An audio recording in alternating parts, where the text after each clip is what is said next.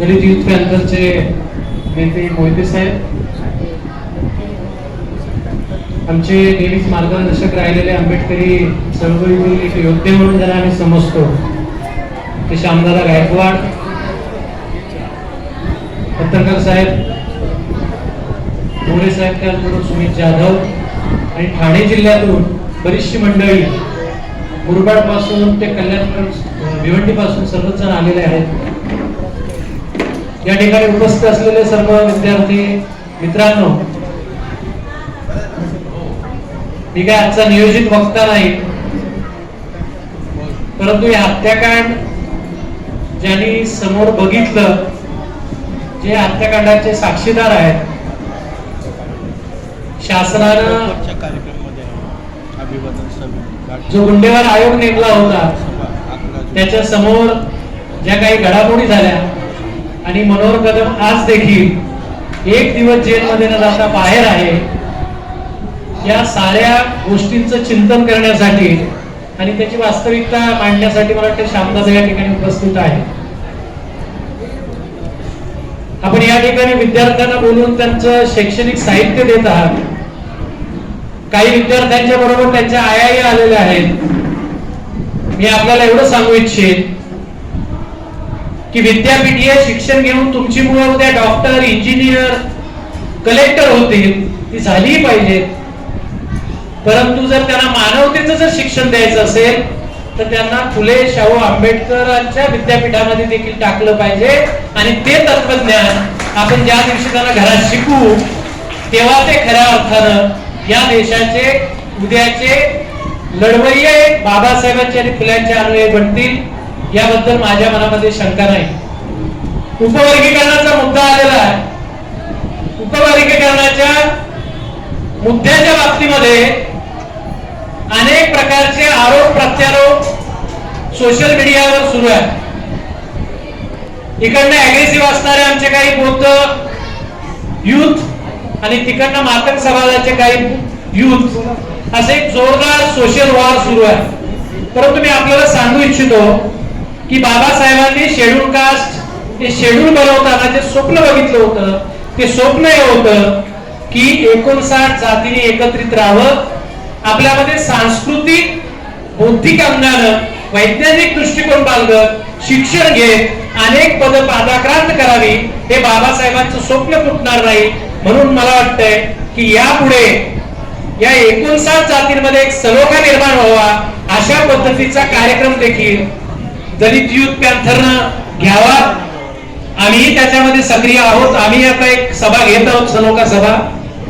गैरसमज पसरवण्याचं काम इथल्या मनुवादी सगळ्या शासन यंत्रणेनं, इथल्या सोशल मीडियानं पसरवण्याचं काम केलेलं आहे की तुमचं जे काही खाल्लंय ते बोलताना खाल्लेलं आहे म्हणून मातंगांची प्रगती झाली नाही. मातंगांचं चर्मकारांनी खाल्लेलं आहे म्हणून चर्मकारांमुळे ढोरांची प्रगती झाली नाही. अशा 59 जातीमध्ये भांडण लावण्याचं काम सुरू आहे. एकीकडे आरक्षणाची मागणी केली जाते आहे आणि दुसरीकडे मात्र सर्व सार्वजनिक संस्थांचं खासगीकरण सुरू आहे. याच्या विरोधामध्ये आपण रस्त्यावरची लढाई लढत नाही आहोत. सगळ्या सार्वजनिक खात्यांचं जेव्हा खासगीकरण होतं तेव्हा नोकऱ्या शिल्लक राहत नाही आणि आपण मात्र आरक्षणामध्ये उपवर्गीकरणाच्या मागण्या करतात. लढाई आपली खासगीकरणाच्या विरोधामध्ये असली पाहिजे. आपली लढाई आता आरक्षणाच्या विरोधामध्ये आपल्यामध्ये सुरू आहे. त्यामुळे षडयंत्र समजून घेतलं पाहिजे. दुसरा एक महत्वाचा मुद्दा येतोय की आम्हाला इथल्या सगळ्या जाती धर्मातील गरीब वर्गाला शिक्षण, आरोग्य, नोकरी याच्यापासून वंचित ठेवण्याचं फार मोठं RSSनं षडयंत्र आखलेलं आहे. सर्वच पातळ्यांवर आपल्याला याच्यापासून दूर केलं जात आहे. आरोग्याच्या सुविधांमध्ये आमच्या मुलांना, आमच्या घरातील महिलांना चांगल्या सुविधा मिळत नाहीत. आरोग्याचे 3-13 झालेले आहेत. शिक्षणामध्ये ऍडमिशन मिळत नाही, शाळांमध्ये स्कॉलरशिप मिळत नाही. आमच्या मुलांचे शिक्षणाची टक्केवारी घसरत चाललेली आहे. मात्र याकडे सरकारचं लक्ष नाही. सरकारचं लक्ष आहे जाती जातीमध्ये भांडण लावणं, धर्माधर्मामध्ये भांडण लावणं, संप्रदायाच्या नावाखाली भांडण लावणं, जिल्ह्याच्या प्रांताच्या नावाखाली भांडण लावणं, हे सरकारचं षडयंत्र चालू आहे. हे षडयंत्र तुम्ही आम्ही समजून घेतलं पाहिजे.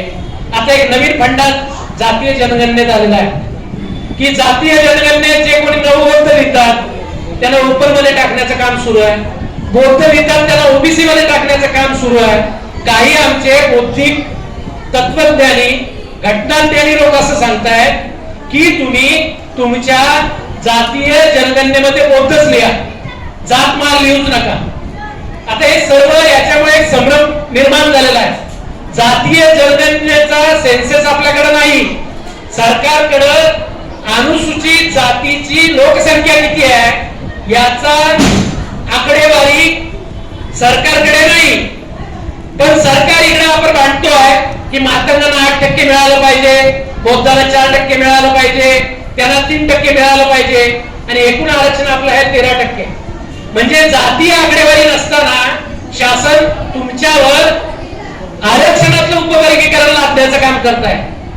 पहिल्यांदा जातीय जनगणना होऊ द्या, आकडेवारी येऊ द्या, कदाचित 13% आरक्षण आता 2011 नंतर आपली संख्या 4 पटीने वाढली असेल, म्हणजे आपलं आरक्षण 22%वर न्यावं लागेल. पण ते न्यायचं नाही, त्याच्या अगोदर तुमचीच जातीमध्ये भांडण लावायची हे षडयंत्र सरकारनं आखलेलं आहे. जो अहवाल दिलेला आहे तो अहवाल आपल्यापर्यंत आलेला नाही, आपल्या सूचना मागवण्यात आलेल्या नाही. जो बदल समितीने अहवाल दिला तो मुख्यमंत्र्यांनी दाबून ठेवलेला आहे, तो काय आपल्या समोर नाही. पण भांडण मात्र आपल्यामध्ये सुरू आहे.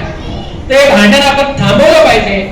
मला असं वाटतंय की जर आपल्या या शहीदांना अभिवादन करायचं असेल तर या देशामध्ये जे फॅसिस्ट सरकार येत आहे, जे तुम्हाला जातीमध्ये विभागण्याचं काम करत आहे, जे तुमच्यावर बेरोजगारी लादण्याचं काम करत आहे, जे तुमच्यामध्ये धर्माच्या नावावर एक धार्मिक कलह निर्माण करण्याचं काम करत आहे, तुम्हाला सर्व बाजूने नेस्तनाबूत करण्याचं काम करत आहे, त्या सरकारच्या विरोधामध्ये प्रतिरोधाची चळवळ उभी करणं, सर्व जातीने एकत्र येणं आणि या शोषणाविरुद्ध आवाज उठवणं हे मला वाटते खऱ्या अर्थानं या सर्व शहीदांना अभिवादन ठरेल.